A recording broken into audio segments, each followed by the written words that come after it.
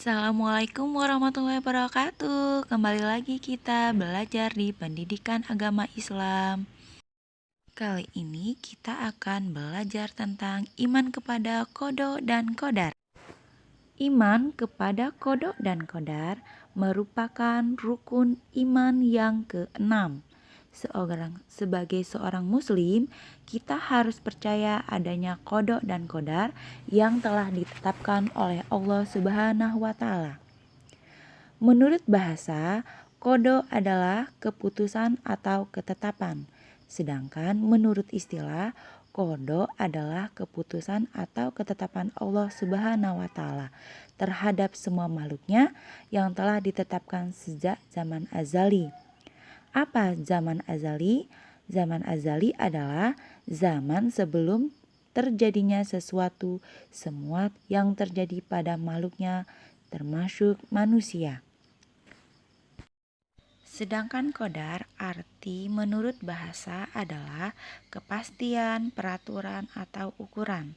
Adapun menurut istilah Islam, qadar merupakan perwujudan atau kenyataan ketetapan Allah terhadap semua makhluk dalam qadar dan berbentuk tertentu sesuai dengan keridhoannya. Kewajiban beriman kepada qada dan qadar diriwayatkan bahwa suatu hari Rasulullah SAW didatangi oleh seorang laki-laki yang berpakaian serba putih, rambutnya sangat hitam. Lelaki itu bertanya tentang Islam, iman, dan ihsan.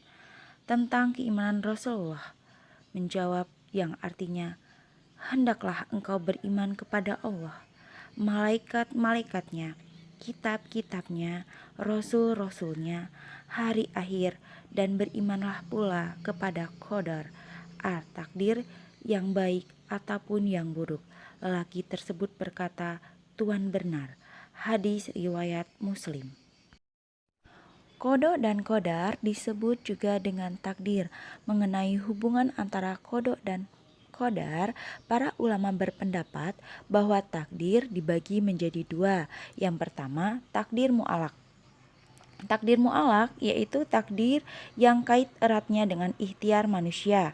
Contoh, seorang siswa bercita-cita ingin menjadi insinyur pertanian. Untuk mencapai cita-citanya, ia belajar dengan tekun. Akhirnya, apa yang ia cita-citakan menjadi kenyataan. Ia menjadi insinyur pertanian. Dalam hal ini adalah firman Allah yang artinya, bagi manusia ada malaikat-malaikat yang selalu mengikutinya bergiliran di muka dan di belakangnya. Mereka menjaganya atas perintah Allah.